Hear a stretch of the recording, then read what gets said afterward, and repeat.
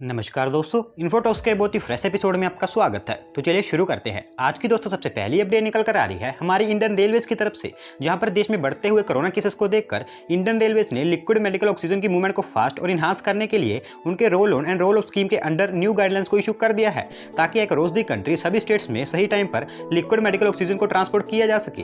Basically roll on and roll off scheme Indian Railways की ऐसी service है जिसके अकॉर्डिंग व्हील्ड कार्गो जैसे कि car, truck, rail road cars, इस तरह के कार्गो को फ्रेट ट्रेन्स के थ्रू ट्रांसपोर्ट किया जाता है। एंड इसी के according liquid medical oxygen carrying tankers वाले ट्रक्स को रेलवेज की फ्रेट ट्रेन से डेस्टिनेशन पर पहुंचाया जाएगा। एंड अगर गाइडलाइंस की बात करें तो इस न्यू गाइडलाइंस में transportation rates and weight requirement जैसी सभी डिटेल्स इशू की गई हैं। एंड वहीं इन गाइडलाइंस के अकॉर्डिंग इन ऑक्सीजन टैंकर्स की मूवमेंट के लिए इंडियन रेलवेज इन पर कोई सब चार्जेस इंपोज नहीं करेगी। आल्सो इन ऑक्सीजन टैंकर्स के लिए 5 घंटे तक का free cargo handling time provide करवाया जाएगा। एंड इसके अलावा जिन ऑक्सीजन टैंकर्स कैरिंग ट्रक्स को मूव एंड ट्रांसपोर्ट किया जाने वाला है, उनके ट्रक्स में 2 पर्सन ऑन बोर्ड ट्रैवल कर सकते हैं। एंड दोस्तों, ये न्यू गाइडलाइंस सिर्फ टेम्परेरी बेसिस पर हैं, जो इस साल 15 अक्टूबर तक ही वैलिड रहने वाली हैं। अगली दोस्तों अपडेट निकल कर आ रही है हमारे देश में अप्रूव की गई एक न्यू पीएलआई स्कीम को लेकर, जहां पर ministry of commerce and industry के अंडर में वर्क करने वाले department for promotion of industry and internal trade DPIIT के द्वारा देश में air conditioners and LED lights की डोमेस्टिक मैन्युफैक्चरिंग को बूस्ट करने के लिए एक न्यू पीएलआई स्कीम को नोटिफाई कर दिया गया है, जिसके बाद ये न्यू पीएलआई स्कीम अब ऑपरेशनल हो चुकी है।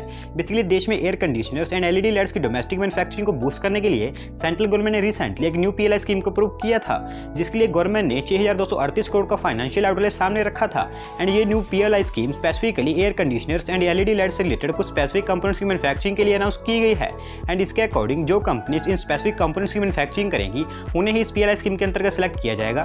दोस्तों, अकॉर्डिंग टू नोटिफिकेशन, इस पीएलआई स्कीम के अंतर्गत जो companies heavy investments and in specific components के बेसिक एंड कोर पार्ट्स की मैन्युफैक्चरिंग रिलेटेड इन्वेस्टमेंट करेंगी, उन्हें सबसे ज्यादा प्रायोरिटी दी जाएगी। एंड नाउ ये पीएलआई स्कीम अब ऑपरेशनल हो चुकी है, जिसमें कंपनीज को नेक्स्ट 5 ईयर्स तक 4 to 6% तक का इंसेंटिव प्रोवाइड करवाया जाएगा। एंड इससे सेंट्रल गवर्नमेंट को उम्मीद है कि नेक्स्ट 5 ईयर्स के दौरान देश में वर्थ 1.68 लाख करोड़ की incremental production and worth 64,400 crore के एक्सपोर्ट्स देखने को मिलेंगे। अगली दोस्तों अपडेट निकल कर आ रही है हमारी रिजर्व बैंक ऑफ इंडिया की तरफ से, जहां पर उन्होंने बताया है कि Indian foreign exchange reserve last week जो 9 अप्रैल को एंड हुआ है, उसमें $4.344 बिलियन इंक्रीज हुए हैं, जिस कारण currently Indian foreign exchange reserve $581.213 billion पर पहुंच गया है।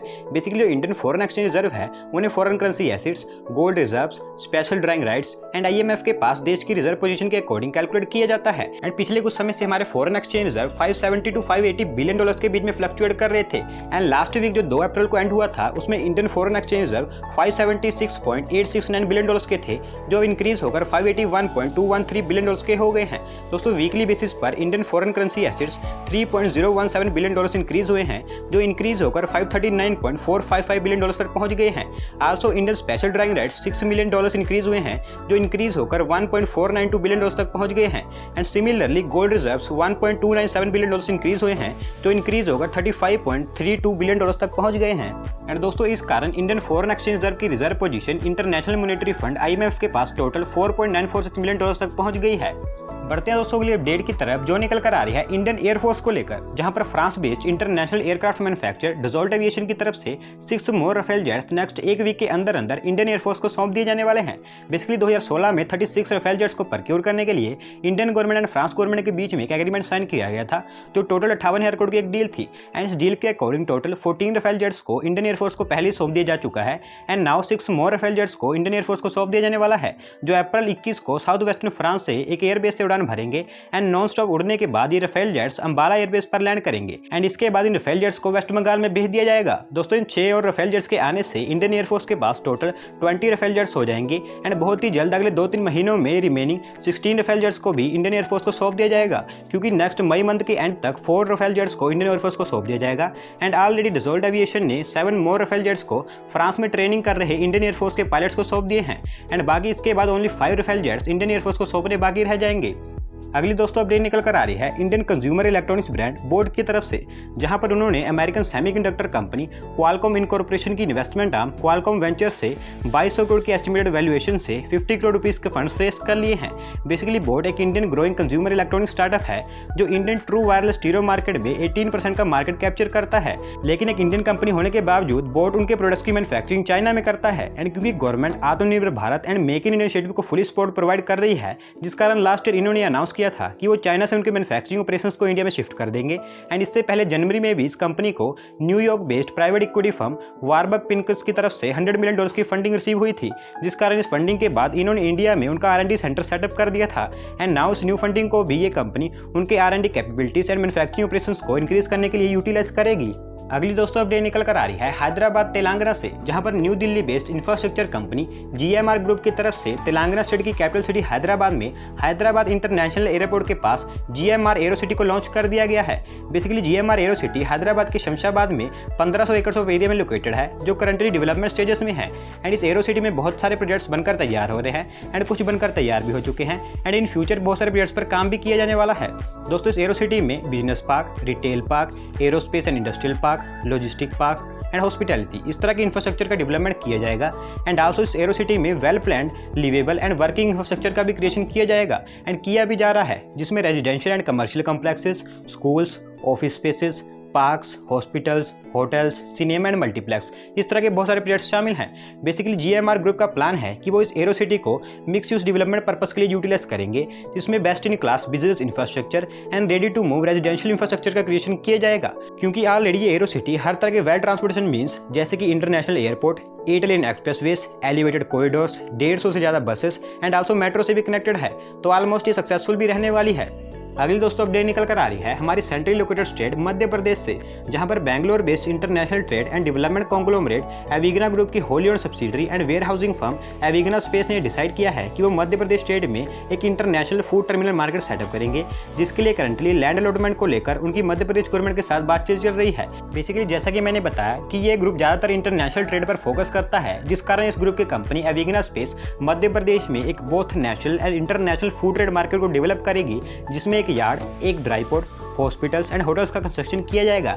एंड आल्सो इसके अकॉर्डिंग फार्मर्स के लिए various food and agri terminal markets को भी डेवलप किया जाएगा।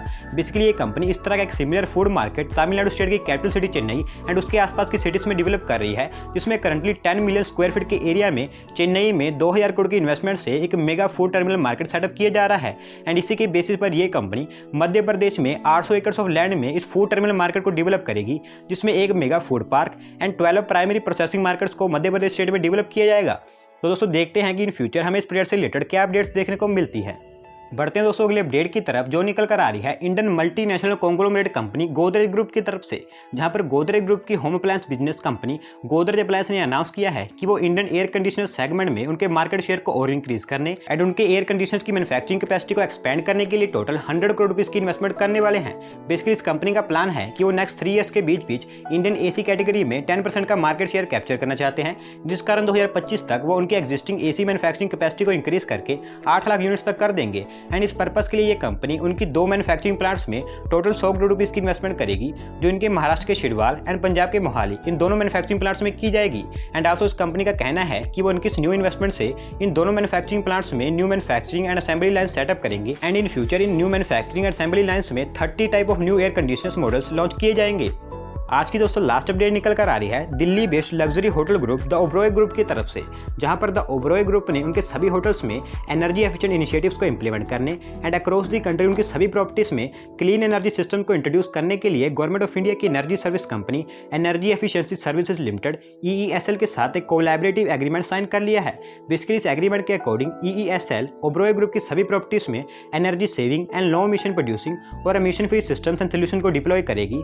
एंड अगर इनिशिएटिव्स की बात करें तो lighting, electric motors and pumps, air conditioning, ventilation systems, indoor air quality systems, electric vehicles and EV charging infrastructure इन एरियाज पर based new energy efficient solutions deploy किए जाएंगे। तो दोस्तों देखते हैं कि हमें इस प्रोजेक्ट पर फ्यूचर में क्या अपडेट्स देखने को मिलती हैं। तो दोस्तों आज की वीडियो में बस इतना ही। अगर आप अपनी तरफ से कोई अपडेट सबमिट करना चाहते हैं तो डिस्क्रिप्शन में दिए गए लिंक पर क्लिक करके सबमिट कर सकते हैं। और अगर आज की वीडियो पसंद आई हो तो वीडियो को लाइक करें, चैनल को सब्सक्राइब करें। धन्यवाद आपका वीडियो को देखने के लिए।